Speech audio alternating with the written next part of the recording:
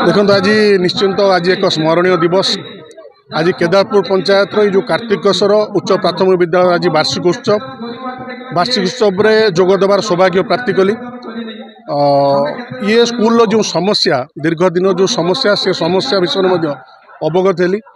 जोपरी भाव में साधारण जनतांकर अर्थराशि को राज्य राजकोषर जो भाव 5T ना जोपरी भाव में हरिलुट करा जायछि तार नग्न चित्र जदि आपण मैंने देखिथिबे एठी केउ अवस्था रे छोट छोट छात्र छात्री माने अध्ययन करूचंती।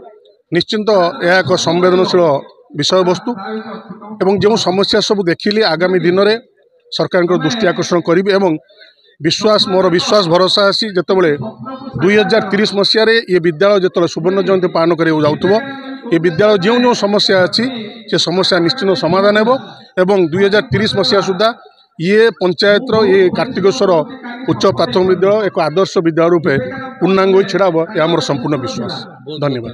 आज कार्तिकेश्वर उच्च प्राथमिक विद्यालय आज वार्षिक उत्सव एवं यही अवसर में मो जिलापाल भाव में ये अंचल को आसार गोटे सुजोग पाइली प्रथम थर पर ये अंचल अनेक समस्या रही स्कूल मत कि समस्या रही जोटा कि से माने मत अवगत करैले।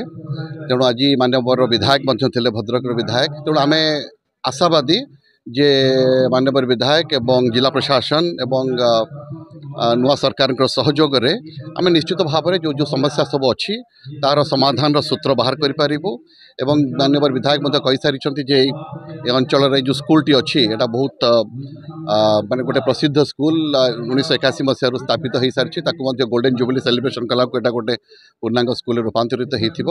तेणु मु विशेष भाव में कहि जे पिला शुभेच्छा जे पिला माने आपण तुमे माने जतबले जीवन रे 3टा डी कथा कहब बा 3टा डी रो स्वप्न देखिब निश्चित भाव में तुम जीवन में सफल हो पार। प्रथम कथा है तुम ड्रीम देखा दरकार। स्वप्न ताहा नुह जहाँ शोला बेले आम देखू स्वप्न ताहा जहाँ हमको शोया को दिए ना। You have to dream.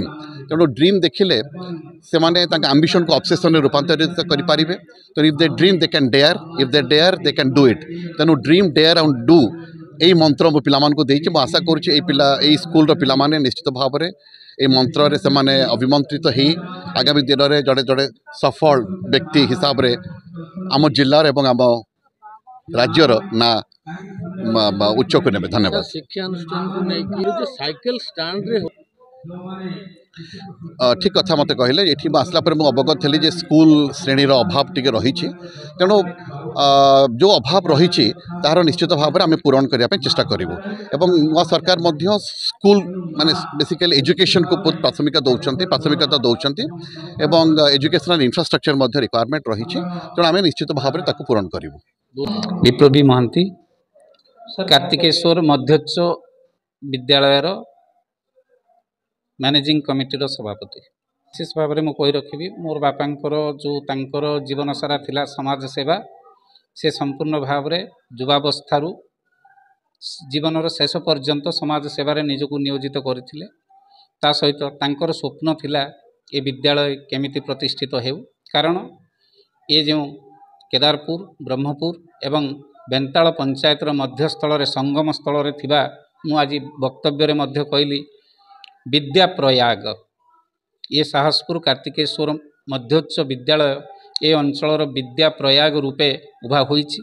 ए जगार केवल मोर पिता नुहंती ए अंचलर समस्त बंशीधर महांती जदुनाथ महांती एवं विशेष भाव में आमर गरीब जनसाधारण ए अंचल अच्छा समस्ते श्रमदान करी ए विद्यालयटी को उठाई। दीर्घ 44 वर्षर यात्रा ए विद्यालय बहु संख्यार छात्र छात्री मानू कृतित्व एवं भविष्य प्रदान कराइबारे सफल होईछि।